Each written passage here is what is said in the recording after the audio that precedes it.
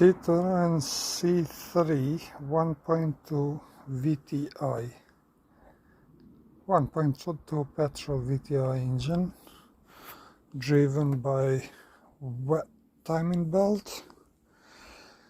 Car came with the issue that was engine rattling, so we checked everything, and now we check the cylinder pressure, which cylinder 2 doesn't hold pressure. Now it could be two issues: bent valve that's stuck from the dirty oil and stuff, or burst piston. So hopefully not burst piston. We already did remove the intake manifold, so now we're gonna open the engine, and I will go through after opening, so to tell you what. Now we're going to remove obviously this tool. We got to remove all this bolt around. That's 8mm bolt, and that 3 in the middle here, don't forget them. I just opened the top of the engine, or rocker arm cover, so I can see that someone been working that. That tells me, because that belt, wet belt, it's brand new, and the gasket around here was brand new. Now what we need to do is we need 17mm socket, and it goes onto the crankshaft with a spanner, so you can spin the crank clockwise until this bit can both sides face, the flat bit face up, and the underneath it's round bit, and we need the timing tool, so that goes on top in there. Can't do it with one hand. And also we need that one, which it goes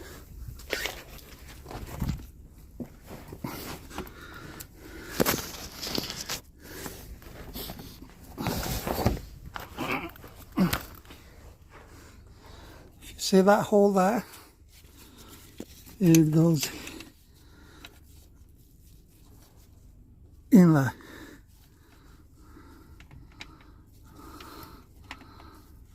In that hole. Right. At the moment I haven't got it on place, or maybe who done the job before didn't time the engine properly.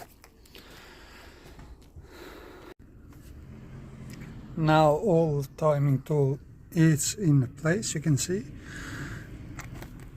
You use your cover bolts to tie this. Now you can see that all timing tool is on a place. So you use your rocker cover bolt to tie this tool up. Don't tie too much, just enough so it doesn't have play. And in here it's Allen key. You tie the just not to have a play. And underneath this locks the crank shaft, so it's on a place. To make sure that this is in a place, you use the spanner and try and spin this. You can feel if here it's locked or not.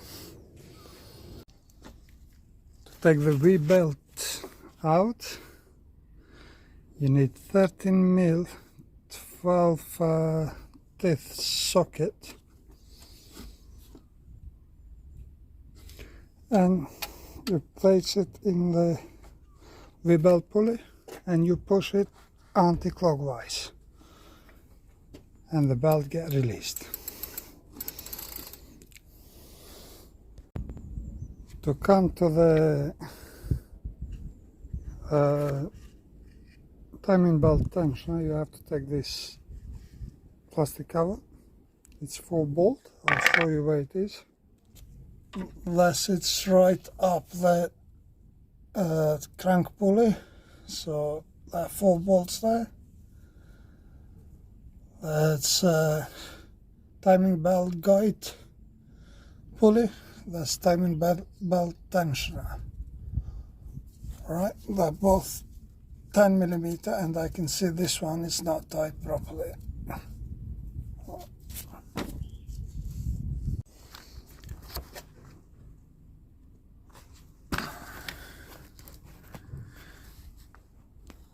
After you take off the crank pulley, you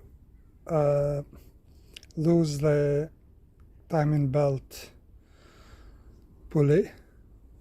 Then you have to take the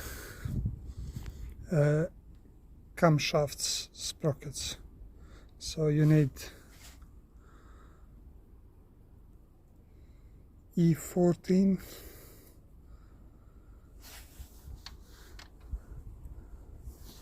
and this job is for both to change the timing belt and to open the engine for head gasket as well, same thing. After you take off the camshaft sprockets, you got them marked so you don't mix them when you put them back in. Here you go EX, which means exhaust side, and IN, which means inlet side. Exhaust side, it's this one towards the front of the car, and inlet is that one towards the cabin of the car, so you don't mix them up when you put them back together. And that's about how you remove the timing belt. From now we're gonna go how to remove the camshafts.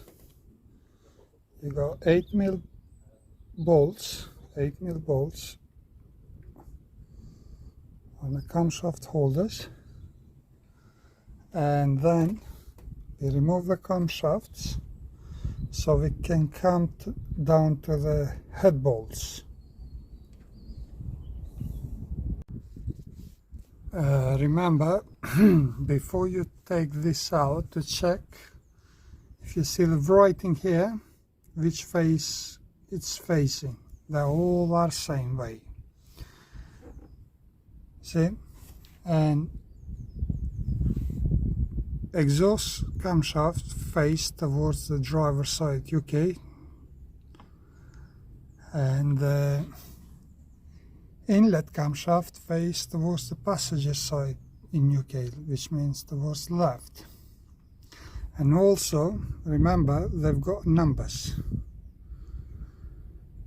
So 1, which is on your right, then you go 2, then you go 3, that is 4, that's 5, 6, 7. I almost forgot that camshaft, after you remove, you don't need any marking because they've got marking on their own. So EX means exhaust side towards the front of the car, IN inlet side towards the cabin of the car. Now, as we are ready to start removing the head, we have to go and remove the engine mount. For that we need T50 torque head. So we have to remove these 4, and on the back here 2 bolts. Before you do that, you have to support the engine from underneath. I've got a jack, or if you've got something on the top so you can tie engine, but that's more difficult. It will narrow your space to work on the engine head. Best is to support engine from underneath. Afterward, this engine, it got 11 bolts. So engine head got 11 bolts. That's 1, 2, 3, 4, 5, 6, 7, 8, 9, 10, and on the back here it's bolt 11. So the counting, it's not how the engine bolts are marked. Normally you go 1 and 2, either of this, it's in the middle of the engine. Then when you install it, you work sideways, 1 either side. But when you remove it, you have to start from bolt 11 a bit, then you start bolt 10, then you start here bolt, I think it's bolt 6, then here, so you work zigzag way. But when you remove the engine head, first 3 cracks has to go on the 45 degrees.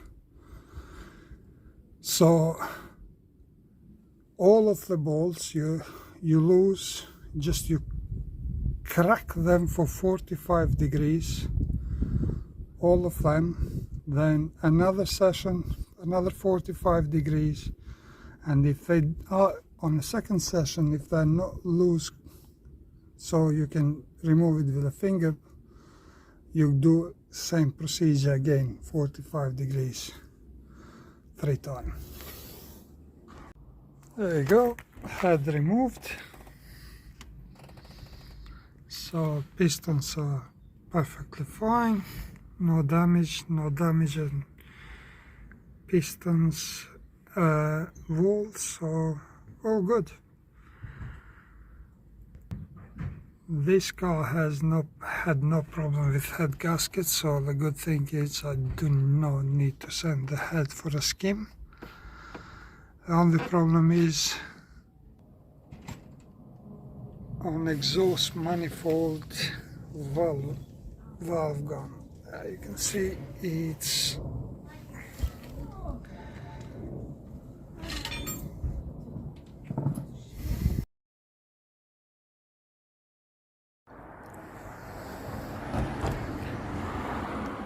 Citroën C3 1.2 Vti, 1.2 petrol Vti engine, driven by wet timing belt. Car came with the issue that was engine rattling, so we checked everything, and now we check the cylinder pressure, which cylinder 2 doesn't hold pressure. Now it could be 2 issues: bent valve that's stuck from the dirty oil and stuff, or burst piston. So hopefully not burst piston. We already did remove the intake manifold, so now we're gonna open the engine, and I will go through after opening, so to tell you what. Now we're going to remove obviously this tool. We're going to remove all this bolt around That's 8 millimeters bolt, and there are 3 in the middle here, don't forget them.